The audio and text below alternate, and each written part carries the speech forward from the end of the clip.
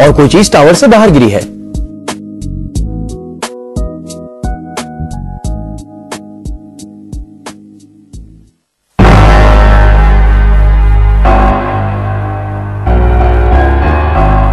हो सकता है आप पूछें कि अगर इमारत के अंदर बम थे तो वो किसी की नजरों में लाए बगैर वहां पहुंचाए कैसे गए। Ben fountain world trade centre में काम करने वाला एक फाइनेंशियल एनालिस्ट है। इसने पीपल मैगजीन को बताया कि 9/11 से चंद हफ्ते कबल ट्विन टावर्स और बिल्डिंग नंबर 7 के मुख्तलिफ हिस्सों में कुछ गैर एलानी और गैर मामूली नौयत की मशक़ें की जा रही थी और इन हिस्सों को सिक्योरिटी के नाम पर खाली करा लिया जाता था।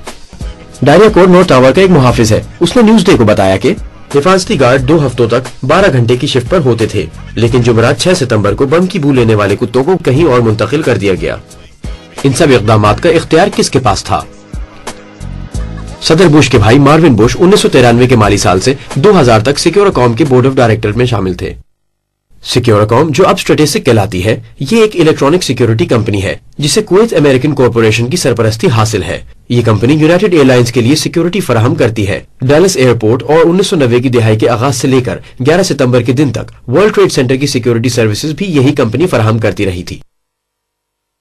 Marvin Bush HCC insurance holding का भी डायरेक्टर रह चुका है, जिसने 11 सितंबर को वर्ल्ड ट्रेड सेंटर के कुछ हिस्सों की इंश्योरेंस की थी। इस सिलसिले में इस कंपनी से मजीद मालूमात मिलने की तवक्को थी, लेकिन नहीं मिली।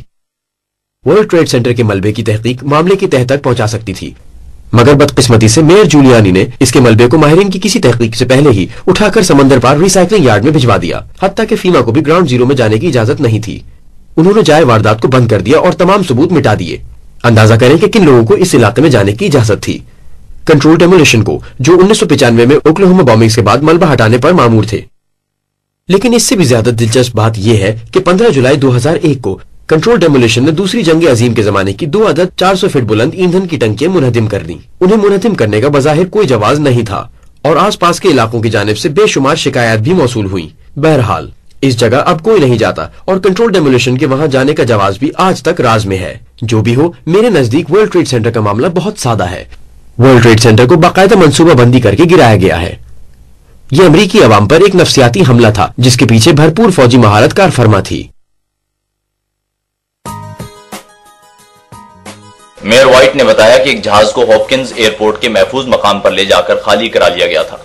यूनाइटेड एयरलाइंस ने इस जहाज को फ्लाइट 93 की हैसियत से शनाख्त कर लिया। WCPO TV सिंसिनाटी, 11 सितंबर 2001। 10:06 शैंक्सविल, पेंसिल्वेनिया। फ्लाइट 93 45 मुसाफिरों को लेकर न्यू जर्सी से कैलिफोर्निया जा रही थी, मगर 8:50 पर क्लीवलैंड ओहायो के मकाम से इसने अपना रास्ता तब्दील कर लिया।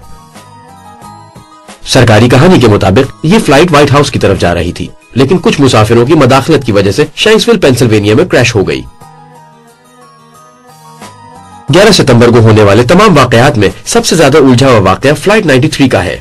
इसको जमीन से मार गिराया था या नहीं? बहरहाल यहाँ से मिलने वाले कुछ शवाहिद इस तरफ इशारा करते हैं कि शायद फ्लाइट 93 शैंक्सविल की तरफ गई ही नहीं। मैं जल्द से जल्द क्रिस कैंस्की तक पहुंचने का ख्वाहिशमंद हूं। वो पिट्सबर्ग का फॉक्स से मुंसलिक फोटोग्राफर है। वो यहाँ चंद मिनट पहले ही वापस पहुंचा है। क्रिस, मैंने वो तस्वीरें देखी हैं। इनसे तो ऐसा लगता है कि वहाँ सिवाय जमीन में एक गड्ढे के और कुछ भी नहीं है। ये सच है, जिस जगह हम थे वहाँ से सिवाय एक गड्ढे और चंद टूटे हुए दरख्तों के और कुछ भी नजर नहीं आ रहा था। वहाँ हमें कुछ चलते फिरते काम काज में मसरूफ लोग भी दिखाई दिए, मगर हम उससे ज्यादा वहाँ कुछ भी नहीं तलाश कर सके। मलबे का बड़ा टुकड़ा? नहीं, वहाँ कुछ भी नहीं था। ऐसा कुछ भी नहीं जिससे हम ये अंदाजा लगा सकें कि वहाँ कोई जहाज क्रैश हुआ है। धुआं या आग वगैरह? वहाँ मुकम्मल सुकून था, मुकम्मल खामोशी थी। न कहीं आग थी, न धुआं उठ रहा था। बस वही चंद एक लोग मौजूद थे जो कि NVSB से मुंसलिक मालूम होते थे। वो अतराफ में मलबा तलाश कर रहे थे। ये गड्ढा कितना बड़ा होगा? मेरे अंदाजे के मुताबिक ये 15 से 20 फीट लंबा और 10 फीट चौड़ा था। क्या तुमने वहाँ जमीन पर गर्दो गुबार और राख के अलावा कुछ देखा? मैंने कहा ना, वहाँ गर्दो गुबार, राख, टूटे हुए दरख्तों और चंद लोगों के सिवा कुछ भी दिखाई नहीं दिया। वैरी मिलर समरसेट काउंटी का एक तफ्तीशी अफसर है। उसने ह्यूस्टन क्रॉनिकल को बताया कि ऐसा लगता था जैसे किसी ने धात के टुकड़े इकट्ठा करके आसमान से गिरा दिए हों। वॉशिंगटन पोस्ट के मुताबिक ऐसा दिखाई देता था जैसे किसी ने स्क्रैप से लदे ट्रक को एक 10 फुट गहरे गड्ढे में लाकर ढेर कर दिया हो। और रही मुसाफिरों की बात, तो मैं बहैसियत एक तफ्तीशी अफसर के वहां तकरीबन 20 मिनट तक रुका रहा। वहां कोई लाश नहीं मिली थी। पिट्सबर्ग रिव्यू के मुताबिक मैंने उस दिन वहां पर खून का एक कतरा तक नहीं देखा। गोया ये वो तारीखी दिन है जब एक नहीं बल्कि 2 जहाज क्रैश होकर अपने तमाम मुसाफिरों समेत गायब हो गए।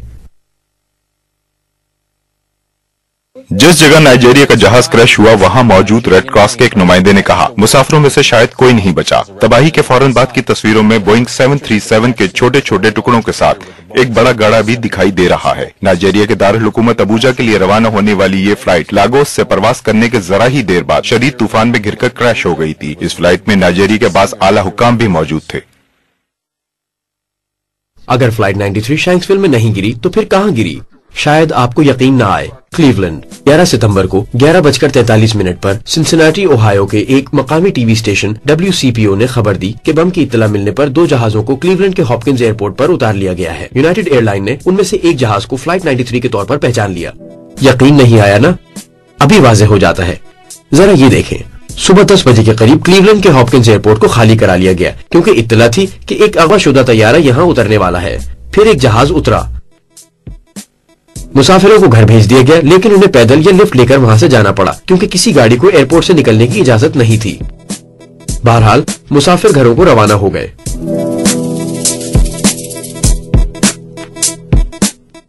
एसोसिएटेड प्रेस और ओहायो के मकामी अखबारात के मुताबिक तकरीबन 10:45 पर एक जहाज ने लैंड किया था, लेकिन डेल्टा एयरलाइन ने तस्दीक की कि उनका जहाज डेल्टा 1989 10:10 पर क्लीवलैंड एयरपोर्ट पर उतरा था। बस साबित हुआ कि फ्लाइट 93 करीबन 10:45 पर क्लीवलैंड उतरी थी। हुक्काम डेल्टा 1989 की तकरीबन घंटों तक तलाशी लेते रहे और मुसाफिरों से फर्दाफर्द तफ्तीश की गई। जहाज के डीलर के मुताबिक 12:30 बजे के करीब जहाज खाली हुआ, लेकिन एक्रेंट बीकन के मुताबिक एक जहाज 11:15 तक खाली हो चुका था। तो इसका मतलब ये हुआ कि दरअसल वो फ्लाइट 93 थी। मेयर व्हाइट का कहना है कि जहाज में 200 मुसाफिर थे, लेकिन डेल्टा 1989 के एक मुसाफिर ने ये तादाद 60 के लगभग बताई, यानी 11:15 तक कमोबेश 200 मुसाफिर फ्लाइट 93 से निकल चुके थे।